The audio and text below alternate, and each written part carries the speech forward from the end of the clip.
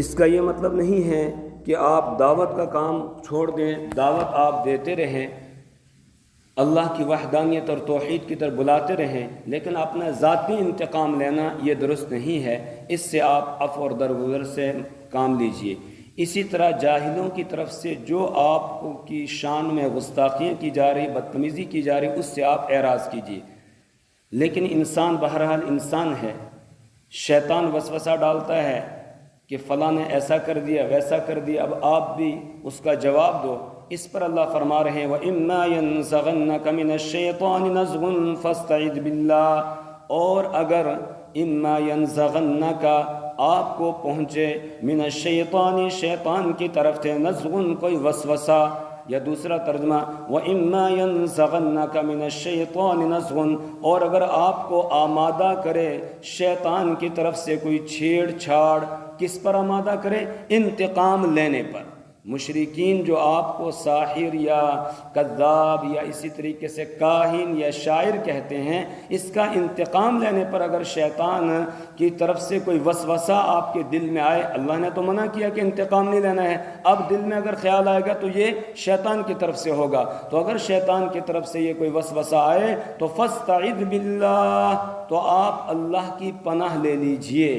اور اس میں ایک عام ضابطہ بھی اللہ نے بیان فرما دیا کہ اگر تمہارے دل کے اندر شیطان کی طرف سے کوئی وسوسہ آ رہا ہے تو فوراً اللہ کی پناہ لے لو، فاستعذ باللہ، تو اللہ کی پناہ لے لو، یعنی اعوذ باللہ من الشیطان الرجیم یہ پڑھ لو فوراً، انہ سمیع علیم، بے شک وہ سننے والا ہے، جاننے والا ہے۔ بہت سارے لوگ آ کر شکایت کرتے ہیں، کہتے ہیں جی بہت برے برے خیالات آتے ہیں، گندے گندے خیالات آتے ہیں دل کے اندر، کیا کریں، پریشان رہتے ہیں۔ تو پریشان رہنے کی ضرورت نہیں ہے، جہاں کوئی برا خیال آئے، گندا خیال آئے تو یہ شیطان کی طرف سے ہے، فوراً اعوذ باللہ من الشیطان الرجیم پڑھ لو اور اس کے بعد اپنے کام میں لگ جاؤ۔ اس کی طرف زیادہ توجہ دینے کی ضرورت بھی نہیں ہے، اس لیے کہ انسان کے دل کی مثال جو ہے وہ روڈ کی طرح ہے، جیسے راستہ ہے، روڈ ہے، اس کے اوپر گاڑیاں بھی چلتی ہیں، گدھے گھوڑے بھی چلتے ہیں، کتے بھی چلتے ہیں، اور جانور بھی چلتے ہیں، ہر ایک چیز چلتی ہے۔ اسی طرح انسان کے دل میں بھی طرح طرح کے خیالات آتے رہتے ہیں،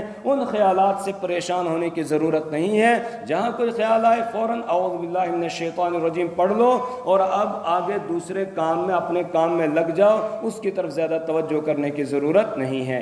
یہی اللہ نے یہاں تعلیم دی، وَإِمَّا يَنزَغَنَّكَ مِنَ الشَّيْطَانِ، اور اگر شیطان کی طرف سے آپ کو پہنچے نزغن کوئی وسوسہ، فاستعذ باللہ، تو آپ اللہ کی پناہ لے لیجئے، انہ سمیع علیم، بے شک وہ سننے والا ہے، جاننے والا ہے۔ ان الذین اتقوا اذا مسهم طائف من الشیطان تذکروا فاذا هم مبصرون۔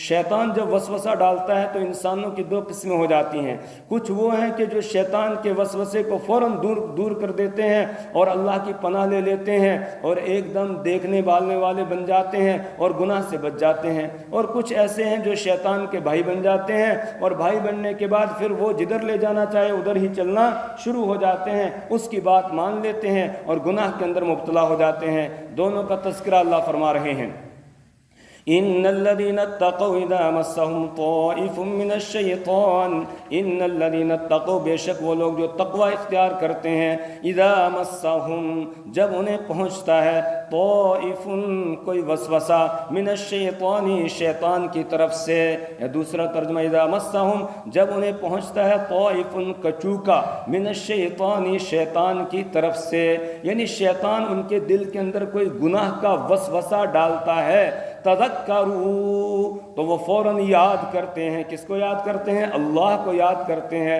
اپنے رب کو یاد کرتے ہیں۔ جیسے حضرت یوسف علیہ السلام کی طرف گناہ آ رہا تھا اور زلیخا نے سارے دروازے بند کر کے کہا ہی تلک، تو فوراً کہا قال معاذ اللہ، فوراً کہا اللہ کی پناہ، انہ ربی احسن مثواج، بے شک وہ میرا رب ہے، اس نے مجھے بہترین ٹھکانہ دیا ہے، تو میں کیوں اس کی نافرمانی کروں، کیسے اس کی نافرمانی کروں؟ تو اسی طریقے سے جو متقی ہوتے ہیں، پرہیزگار ہوتے ہیں، اللہ سے ڈرنے والے ہوتے ہیں، جب شیطان کی طرف سے کوئی وسوسہ ان کے دل میں آتا ہے تذکروا، تو یاد کرتے ہیں، اپنے رب کو یاد کرتے ہیں۔ اسی طریقے سے اللہ نے گناہ پر، نافرمانی پر جو سزائیں بیان کی ہیں، ان سزاؤں کو وہ یاد کرتے ہیں اور فوراً وہ دیکھنے بالنے والے ہو جاتے ہیں۔ فَإِذَا هُمْ مُبْصِرُونَ، تو اچانک وہ دل کی آنکھوں سے دیکھنے والے ہو جاتے ہیں، اچانک وہ بصیرت والے ہو جاتے ہیں، اور بصیرت کہا جاتا ہے دل کی آنکھ سے دیکھنا، تو وہ دل کی آنکھوں سے دیکھنے والے ہو جاتے ہیں اور پھر وہ گناہ سے بچ جاتے ہیں۔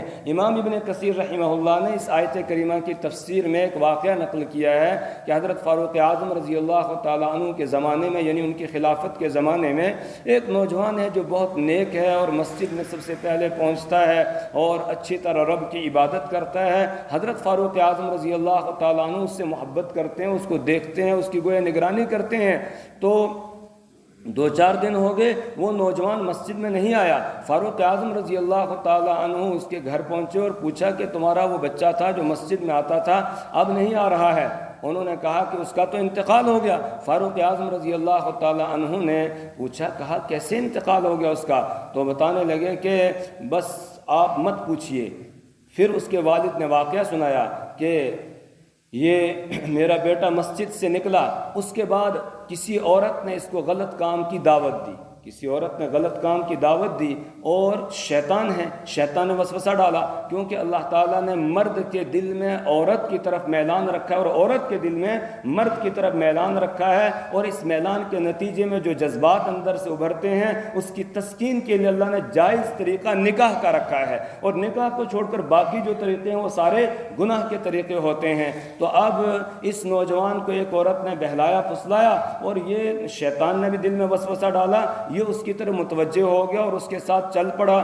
جب اس عورت کے گھر کے دروازے پر یہ پہنچتا ہے، ایک دم اس کو یہ آیت کریمہ یاد آ جاتی ہے، ان الذین اتقوا اذا مسهم طائف من الشیطان تذکروا فاذا هم مبصرون۔ جیسے یہ آیت اس کو یاد آئی، فوراً یہ بے ہوش ہو کر نیچے گر پڑتا ہے، گش کھا کے نیچے گر پڑتا ہے۔ وہ عورت پریشان ہو گئی، اس نے کسی طریقے سے اس کو اٹھایا اور اس کے گھر کے دروازے کے باہر لا کر رکھ دیا۔ رات کا وقت تھا، عشاء کے بعد کا، تو لا کر اس کے گھر کے دروازے کے پاس چھوڑ دیا۔ اس کے بعد وہ بھاگ گئی، چلی گئی۔ اس نے سوچا کہ میرے ذمے چڑھے گا۔ اب اس کے والد نے دیکھا کافی دیر ہو گئی، ہمارا نوجوان گھر نہیں آیا، پتہ نہیں کہاں چلا گیا۔ تو گھر کا دروازہ جیسے کھولا تو اس کا بیٹا باہر بے ہوش پڑا ہوا ہے۔ اٹھایا، اس کو لایا، اور لانے کے بعد ہاتھ وغیرہ کو تھوڑا سا ملا اس طریقے سے، تو اب اس کو ہوش آ گیا۔ جیسے اس کو ہوش آیا تو اس کے والد نے پوچھا کہ بیٹا آپ کو کیا ہو گیا، آپ کیسے بے ہوش ہو گئے؟ تو اس نے بتانا شروع کیا اور یہ بتایا کہ اس طرح میں مسجد سے نکلا، اس کے بعد ایک عورت نے مجھے بہکایا اور وہ مجھے اپنے ساتھ لے گئی۔ جب میں اس کے گھر کے دروازے پر پہنچا تو جیسے ہی دروازے پر پہنچا ایک دم مجھے قرآن کریم کی آیت کریمہ یاد آ گئی، ان الذین اتقوا اذا مسهم طائف من الشیطان تذکروا فاذا هم مبصرون۔ جیسے اس نے یہ آیت پڑھی تو ایک دم پھر دوبارہ وہ بے ہوش ہوا، اور اب ایسا بے ہوش ہوا کہ اب قیامت کو ہی اٹھے گا، یعنی انتقال ہو گیا۔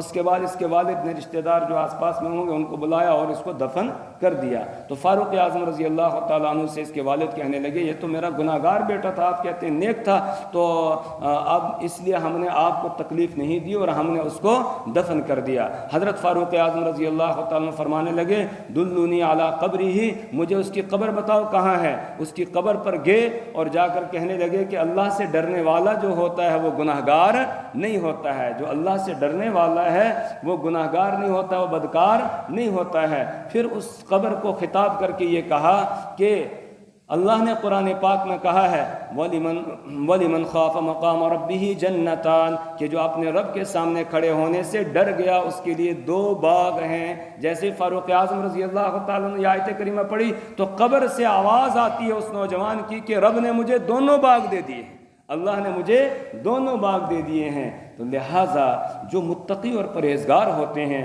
جب شیطان وسوسہ ڈالتے ہیں وہ فوراً اپنے رب کو یاد کرتے ہیں اور آگے جو رب کی طرف سے گناہ پر سزائیں ہیں ان کو یاد کرتے ہیں، پھر اللہ ان کو گناہ سے بچا لیتا ہے، جس طرح اس نوجوان کو اللہ تعالیٰ نے بچایا۔ اسی طریقے سے اس کی بہت مثالیں ہیں۔ ایک واقعہ ہمارے استاد حضرت مفتی صاحب رحمۃ اللہ علیہ بیان کیا کرتے تھے کہ دہلی کے اندر ایک مرتبہ فساد ہو گیا، تو ایک رات کا وقت تھا، ایک لڑکی باہر سے گزر رہی تھی، جب فساد ہو گیا وہ مسجد میں آ گئی، تو مسجد میں دیکھا کہ مسجد کے حجرے میں امام صاحب ہیں جو کتاب کا مطالعہ کر رہے ہیں چراغ جلا کر، تو یہ لڑکی وہاں چلے گی۔ امام صاحب نے کہا اللہ کی بندی تو اس وقت رات کے وقت میں یہاں کہاں آ گئی؟ اس نے کہا آپ کو معلوم نہیں باہر فساد ہو گیا ہے، میں عورت ذات ہوں، میں کہاں جاؤں گی، میں اللہ کے گھر میں آ گئی اللہ کی پناہ لینے کے لیے۔ اس نے کہا چل بیٹھ جا، اس کو بٹھا دیا۔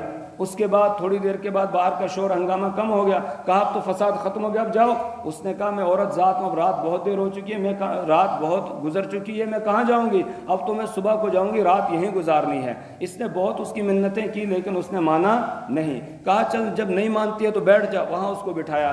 تو امام صاحب اپنی کتاب کے مطالعے میں مشغول ہو گئے، کچھ دیر ہوتی ہے، اس کے بعد امام صاحب اپنی انگلی کو اس چراغ کی آنچ کے اوپر لے جاتے ہیں اور پھر واپس لے آتے ہیں تھوڑی دیر رکھنے کے بعد۔ اب تھوڑی دیر ہوتی ہے پھر اسی طریقے سے کرتے ہیں، پوری رات یہ سوئے نہیں اور اسی طریقے سے چراغ کے اوپر اپنی انگلی لے جاتے رہے اور ہٹاتے رہے، لے جاتے رہے اور ہٹا رہے۔ یہی ہے تذکر، یہی کیا ہے؟ تذکر ہے کہ جب آدمی کے دل میں گناہ کا وسوسہ آئے تو وہ فوراً عذاب کو یاد کر کے پھر اپنے آپ کو سمجھائے اور گناہ سے بچنے کی کوشش کرے۔ اب یہ بار بار چراغ کے اوپر انگلی لے جاتے ہیں، ہٹاتے ہیں۔ سحری کا وقت ہو گیا تو اس نے اس لڑکی سے کہا کہ اب تو صبح ہونے والی ہے، لوگ آئیں گے، جتنے منہ اتنی باتیں، معلوم نہیں کیا کیا الزام لگائیں گے، اس لیے اللہ کی بندی تو چلی جا۔ اس نے کہا میں تو جاؤں گی لیکن پہلے یہ بتاؤ آپ چراغ کے اوپر انگلی کیوں لے جاتے تھے؟ اس نے کہا تجھے اس سے کیا لینا دینا ہے بھائی، تو جا۔ اس نے کہا میں تب تک نہیں جاؤں گی۔ اب یہ مجبور ہو گیا۔ اس نے کہا کہ جب تو یہاں آ گئی تو شیطان میرے دل میں وسوسہ ڈالتا تھا کہ اب کوئی یہاں پر اور نہیں ہے، تو جیسے وہ گندا خیال میرے دل میں لاتا تھا میں اپنے دل کو یہ سمجھاتا تھا کہ اپنی یہ جو چراغ کی ہلکی سی آگ ہے اس کے اوپر تو اپنی انگلی کو لے جا، اگر یہ تیری انگلی اس کو برداشت کر سکے تو اس کا مطلب جہنم کے عذاب کو بھی تو کچھ نہ کوئی سہ سکے گا، اور اگر تو اس کو بھی برداشت نہیں کر سکتا ہے تو پھر جہنم کی آگ کو تو برداشت نہیں کر سکتا ہے، کیونکہ وہ تو اس دنیا کی آگ سے 70 گنا زیادہ تیز ہے۔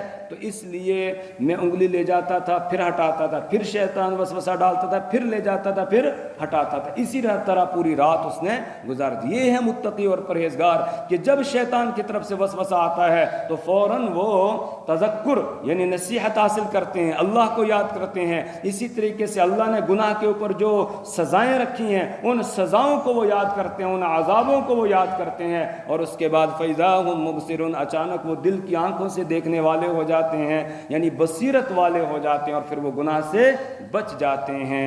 وَإِخْوَانُهُمْ يَمُدُّونَهُمْ فِي الْغَيِّ ثُمَّ لَا يُقْصِرُونَ وَإِخْوَانُهُمْ اور ان کے بھائی یعنی جو شیطان کی بات مان لیتے ہیں، شیطان کے دوست بن جاتے ہیں، شیطان کے پنجے میں پھنس جاتے ہیں، اس کے جال میں پھنس جاتے ہیں، تو اللہ فرماتے ہیں یمدونہم، اب شیاطین ان کو کھینچ دیتے ہیں، کہاں؟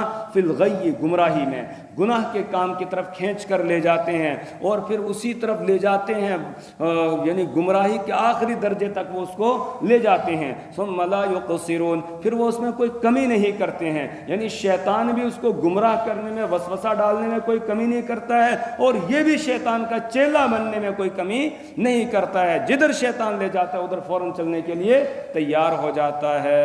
تو یہ دو قسمیں انسانوں کی ہو جاتی ہے، ایک ہے جو متقی اور پرہیزگار ہیں، ان کو جیسے وسوسہ پہنچتا ہے فوراً اللہ کو یاد کرتے ہیں اور گناہ سے بچ جاتے ہیں، اور دوسرے وہ ہیں جو شیطان کے ساتھ دوستی لگا لیتے ہیں اور پھر شیطان جدھر ان کو لے جانا چاہے ادھر ہی وہ چل پڑتے ہیں اور اس میں کوئی کوتاہی وہ کرتے نہیں ہیں۔ وَإِذَا لَمْ تَأْتِهِمْ بِآيَةٍ قَالُوا لَوْلَا اجْتَبَيْتَهَا وَإِذَا لَمْ تَأْتِهِمْ بِآيَةٍ، اور جب آپ ان کے پاس کوئی آیت کوئی نشانی نہیں لاتے ہیں، قالوا تو وہ کہتے ہیں لَوْلَا اجْتَبَيْتَهَا، کیوں نہیں آپ نے اس کو خود سے چن لیا، کیوں نہیں آپ نے خود سے اس کو لایا، گھڑ لیا، مطلب کیا ہے؟ مشرکین آ کر رسول پاک صلی اللہ علیہ وسلم سے اپنی من پسند کے معجزات کا مطالبہ کرتے تھے، اور آپ صلی اللہ علیہ وسلم ان کے طلب کیا ہوا معجزہ دکھاتے نہیں تھے، تو اس پر یہ کہتے تھے کہ کیوں نہیں آپ اس کو چن کر لے آئے یا کھینچ کر لے آئے، گھڑ کر اپنی طرف سے لے آئے، اس طریقے سے کہتے تھے۔ اس پر اللہ نے فرمایا آپ کہہ دیجئے کہ معجزہ لانا یہ میرے اپنے اختیار میں نہیں ہے، میں تو بس جو میری طرف وحی کی جاتی اس کی پیروی کرتا ہوں، اور جب رب کو منظور ہوتا ہے تو معجزہ ظاہر ہوتا ہے، رب کو منظور ہوتا ہے تو قرآن کی کوئی آیت اتر کر آتی ہے، اگر رب کو منظور نہ ہو تو نہ آیت آتی ہے نہ معجزہ ہی دکھایا جاتا ہے۔ وَمَا كَانَ لَنَا أَن نَأْتِيَكُم بِسُلْطَانٍ إِلَّا بِإِذْنِ اللَّهِ۔ سورہ ابراہیم میں اللہ تعالیٰ نے نبیوں سے یہ اعلان کروایا ہے کہ یوں کہہ دو وَمَا كَانَ لَنَا أَن نَأْتِيَكُم بِسُلْطَانٍ إِلَّا بِإِذْنِ اللَّهِ، ہمارے لیے یہ ممکن ہی نہیں ہے کہ ہم تمہارے پاس کوئی معجزہ لے آئیں مگر اللہ کی اجازت اور اس کے حکم سے۔ جب اللہ کا حکم ہوتا ہے تبھی ہم معجزہ دکھا سکتے ہیں، اللہ کا حکم نہ ہو تو ہم معجزہ نہیں دکھا سکتے ہیں۔ تو قل آپ کہہ دیجئے انما اتبع ما یوحى الی، میں تو پیروی کرتا ہوں اس چیز کی جو میری طرف وحی کی جاتی ہے، میرے ربی میرے رب کی طرف سے، اپنی طرف سے میں نہ کوئی معجزہ ظاہر کر سکتا ہوں اور نہ کوئی آیت ہی بنا کر لا سکتا ہوں، آیت بھی تب اترتی ہے جب رب چاہتا ہے اور معجزہ بھی تب دکھا سکتا ہوں جب رب چاہتا ہے۔ هذا بصائر من ربكم وهدى ورحمة لقوم يؤمنون، تم کس معجزے کا مطالبہ کر رہے ہو؟ یہ قرآن پاک تو پورا معجزہ ہے، قرآن پاک تو پورا کا پورا معجزہ ہے۔ هذا بصائر، یہ قرآن کی باتیں، بصائر بصیرت کی باتیں ہیں، من ربکم تمہارے رب کی طرف سے، ان میں سے ایک ایک آیت معجزہ ہے، اور جب ایک ایک آیت اس کی معجزہ ہے تو پھر تم کن معجزات کا مطالبہ کر رہے ہو اور کن معجزات کے بارے میں کہہ رہے ہو کہ وہ معجزہ دکھاؤ یہ معجزہ دکھاؤ، جبکہ پورا قرآن پاک معجزہ ہے۔ اور معجزہ ہونے کے ساتھ ساتھ وہدن، یہ سرچشمہ ہدایت ہے، اگر تمہیں سیدھے راستے کی تلاش ہے آ جاؤ قرآن کے ساتھ وابستہ ہو جاؤ، سیدھا راستہ مل جائے گا۔ ورحمۃ لقوم یؤمنون، اور یہ رحمت ہے لقوم یؤمنون، ان لوگوں کے لیے جو ایمان رکھتے ہیں ان کے لیے رحمت ہی رحمت ہے۔ جہاں وہ قرآن کی تلاوت کرتے ہیں اللہ کی رحمتوں کی برسات وہاں پر ہوتی ہے، اور اسی طریقے سے اللہ کی طرف سے عطا کی بھی برسات ہوتی ہے۔ ادھر قرآن پاک کی تلاوت کرتے ہیں، ایک حرف کے اوپر رب کی طرف سے 10 نیکیاں اس کو مل جاتی ہیں۔ تو وَرَحْمَةٌ لِقَوْمِ يُؤْمِنُونَ، یہ رحمت ہے ان لوگوں کے لیے جو ایمان رکھتے ہیں۔ وَإِذَا قُرِئَ الْقُرْآنُ فَاسْتَمِعُوا لَهُ وَأَنصِتُوا لَعَلَّكُمْ تُرْحَمُونَ، اور جب قرآن پڑھا جا رہا ہو فَاسْتَمِعُوا لَهُ، تو تم کان لگا کر اس کو سنو، وَأَنصِتُوا، اور خاموش رہو۔ کان لگا کر سنو، استماع کے معنی آتے ہیں غور سے کان لگا کر کسی بات کو سننا، وَأَنصِتُوا، اور خاموش رہو، لَعَلَّكُمْ تُرْحَمُونَ، تاکہ تم پر رحم کیا جائے۔ معلوم ہوا جہاں قرآن پڑھا جائے تو وہاں خاموشی اختیار کرنی چاہیے، وہاں شور اور ہنگامہ نہیں کرنا چاہیے۔ مشرکین شور اور ہنگامہ کرتے تھے، کہا جا رہا جب قرآن پڑھا جائے تو کان لگا کر اس کو سنو اور خاموش ہو جاؤ، لعلکم ترحمون، تاکہ تم پر رحم کیا جائے۔ اور یہاں پر پھر وہ مسئلہ ہے کہ امام کے پیچھے قرات کرنی ہے یا نہیں کرنی ہے۔ اس پر تو پوری امت کا اتفاق ہے کہ سورہ فاتحہ کے علاوہ قرآن کا جو باقی حصہ ہے وہ امام کے پیچھے نہیں پڑھا جائے گا۔ البتہ سورہ فاتحہ میں اختلاف ہے، امام شافعی رحمہ اللہ یہ کہتے ہیں کہ امام کے پیچھے سورہ فاتحہ پڑھنی ہے، باقی ائمہ جمہور یہ کہتے ہیں کہ نہیں، امام کے پیچھے سورہ فاتحہ نہیں پڑھنی ہے۔ کیوں؟ اس لیے کہ امام کی قرات ہی مقتدی کی قرات ہو جاتی ہے، فقراءۃ الامام لہ قراءۃ، امام کی قرات ہی مقتدی کی قرات ہے۔ اور قرآن کی اس آیت کو بھی پیش کرتے ہیں کہ جب قرآن پڑھا جا رہا ہو تو کان لگا کر اس کو سنو، وانصتوا، اور خاموش رہو، لعلکم ترحمون، تاکہ تم پر رحم کیا جائے۔ واذکر ربک فی نفسک تضرعا وخیفہ، واذکر ربک، اور اپنے رب کو یاد کرو، فی نفسک، اپنے دل میں بھی اللہ کو یاد کرو، تضرعا، عاجزی کرتے ہوئے، وخیفتاً، ڈرتے ہوئے، اس کے سامنے عاجزی کرتے ہوئے اور اس کی پکڑ سے، اس کے عذاب سے ڈرتے ہوئے، ودون الجہر من القول، اور ایسی آواز میں کہ جو زور سے کچھ کم ہو، ودون الجہر من القول، اور ایسی آواز میں یعنی ہلکی آواز میں اپنے رب کو یاد کرو۔ گویا اس آیت کریمہ میں ذکر قلبی کا بھی ذکر آ گیا، تذکرہ آ گیا، اور ذکر لسانی کا بھی تذکرہ آ گیا کہ دونوں طریقے سے اپنے رب کو یاد کرو، دل میں بھی یاد کرو اور زبان سے بھی اپنے رب کو یاد کرو۔ دل سے یاد کرنے کا مطلب یہ ہے کہ اللہ کا تصور، اللہ کی صفات کا تصور اپنے دل کے اندر بٹھائے اور جمائے، اور دل سے یعنی زبان کو نہ حرکت دے بلکہ دل سے اللہ کو یاد رکھے۔ اور زبان سے ذکر کرنے کا مطلب تو معلوم ہی ہے کہ زبان سے اللہ کو یاد کیا جائے، اس کا ذکر کیا جائے۔ تو وَاذْكُرْ رَبَّكَ فِي نَفْسِكَ، آپ یاد کیجیے اپنے رب کو اپنے دل میں، تضرعاً عاجزی کرتے ہوئے، خیفتاً اور ڈرتے ہوئے، وَدُونَ الْجَهْرِ مِنَ الْقَوْلِ، اور ایسی آواز میں جو زور سے کچھ کم ہو، بِالْغُدُوِّ، صبح بھی، وَالْآصَالِ، اور شام بھی، صبح شام اپنے رب کو یاد کرو۔ صبح شام بول کر مطلب 24 گھنٹے اپنے رب کو یاد کرو۔ وَلَا تَكُن مِّنَ الْغَافِلِينَ، اور غفلت کرنے والوں میں سے نہ ہو جاؤ، غافل نہ ہو جاؤ۔ کسی وقت بھی انسان کو اپنے رب سے غافل نہیں ہونا چاہیے، اپنے رب کو یاد رکھنا چاہیے۔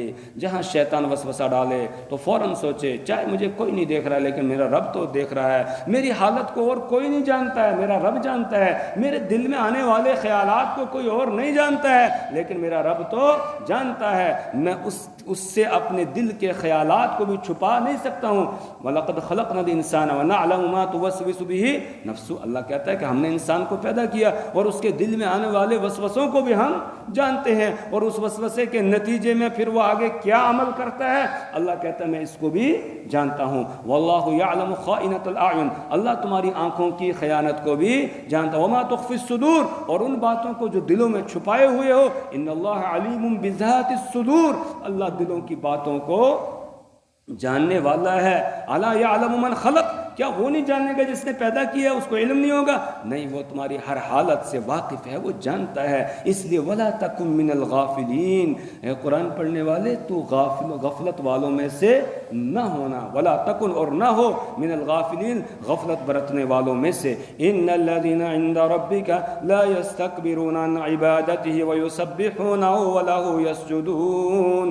قرآن کریم کی یہ اس صورت کی آخری آیت ہے، اور آخری آیت تقریباً صورتوں کے آخر میں اس طرح آیت لاتے ہیں اللہ تعالیٰ کی جی چاہتا ہے بار بار آدمی اس آیت کو دہراتا رہے۔ جس طریقے سے کوئی آدمی کھانا کھاتا ہے، ہمارے استاد حضرت مفتی صاحب رحمۃ اللہ علیہ فرماتے تھے یہ قرآن کی آخری آیت ایسا لگتا ہے جیسے کوئی کھانا کھاتا ہے نا تو آخر میں اس کو کوئی ایسی چیز، ایسا لقمہ دیا جاتا ہے، پیش کی جاتی ہے کھانے کے لیے کہ دیر تک اس کا مزہ زبان پر رہتا ہے، منہ کے اندر دیر تک اس کا مزہ رہتا ہے، اور آدمی اس کو جو ہے وہ بار بار اپنے منہ کو ہلا کر اور اس کا مزہ لیتا رہتا ہے آخری لقمے کا۔ کہ اس طریقے سے قرآن کی صورتوں کی آخری آیت ہوتی ہے۔ ان الذین عند ربک، بے شک وہ جو تیرے رب کے پاس ہیں یعنی فرشتے، لا یستکبرون عن عبادتہ، وہ اس کی عبادت سے تکبر نہیں کرتے ہیں، وہ رب کی عبادت سے تکبر نہیں کرتے ہیں۔ وَيُسَبِّحُونَهُ، اور وہ اس کی تسبیح بیان کرتے ہیں۔ وَلَهُ يَسْجُدُونَ، اور اسی کو وہ سجدہ کرتے ہیں۔ وَلَهُ يَسْجُدُونَ، اور اسی کو وہ سجدہ کرتے ہیں۔ یعنی اللہ یہ فرما رہے ہیں کہ انسانوں، تم اگر اپنے رب کو یاد کرو گے، اس کو یاد رکھو گے، اس کا فائدہ تمہیں ہے، رب کو کوئی فائدہ ملنے والا نہیں ہے، اس کی بڑائی میں کوئی اضافہ نہیں ہوگا، وہ ہمیشہ بڑائی والا ہے۔ اگر سارے کے سارے انسان جنات سب اس کے مطیع اور فرما بردار ہو جائیں، اس کی شان میں کوئی اضافہ نہیں ہوتا ہے، اور اگر سب کے سب نافرمان ہو جائیں، اس کی شان میں کوئی کمی واقع نہیں ہوتی ہے۔ اس کی عبادت میں تو فرشتے لگے ہوئے ہیں اور وہ 24 گھنٹے لگے ہوئے ہیں، جو جس عمل میں ہے اسی عمل میں وہ قیامت تک لگا رہے گا۔ تو اس لیے اس کو تو اس کی ضرورت نہیں ہے، لیکن تمہیں اس کی ضرورت ہے۔ تم جتنا اپنے رب کو یاد کرو گے اتنا ہی تمہارا رب کے ساتھ تعلق مضبوط ہوگا، اس کی محبت دل کے اندر آئے گی، اور جب اس کی محبت دل کے اندر آئے گی اور اس کے ساتھ تعلق مضبوط ہو جائے گا، پھر تم رب کی نافرمانی نہیں کرو گے، اس کی نافرمانیوں سے بچو گے، اس کی اطاعت اور فرما برداری کرو گے، اور پھر وہ تمہیں اپنے مہمان خانے جنت میں جگہ دے دے گا۔ تو ان الذین عند ربک، بے شک وہ جو تیرے رب کے پاس ہیں، لا یستکبرون عن عبادتہ، وہ اس کی عبادت سے تکبر نہیں کرتے ہیں، وَيُسَبِّحُونَهُ اور وہ اس کی تسبیح بیان کرتے ہیں، وَلَهُ يَسْجُدُونَ اور وہ اسی کو سجدہ کرتے ہیں۔ یہ آیت سجدہ ہے، لہذا سب حضرات سجدہ کر کے جائیں گے، سب حضرات سجدہ تلاوت جو ہے وہ کر کے جائیں گے، سجدہ تلاوت واجب ہے۔ اللہ تعالی ہمیں اپنی کتاب کی سمجھ اور فہم عطا فرمائے، اللہ اعمال صالحہ کی توفیق عطا فرمائے، برے اعمال سے اللہ تعالی ہمیں اور ہماری نسلوں کو محفوظ فرمائے۔ سبحان اللہ و بحمدہ، سبحانک اللہم و بحمدک، ونشہد ان لا الہ الا انت ونستغفرک ونتوب الیک۔